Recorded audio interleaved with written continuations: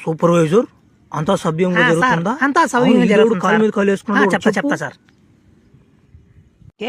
ఏమరా సార్ వస్తుంటే కాలు మీద కాలు వేసుకుని కూర్చోండవా?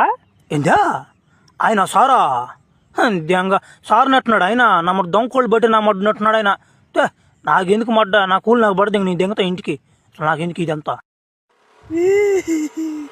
ఈరోజు జాలిరెడ్డిని సాగు తెగిస్తా పుష్పాలు చేస్తా నా కొడుకుని. చూపే బంగారమాయనే ఏమేట వచ్చావా?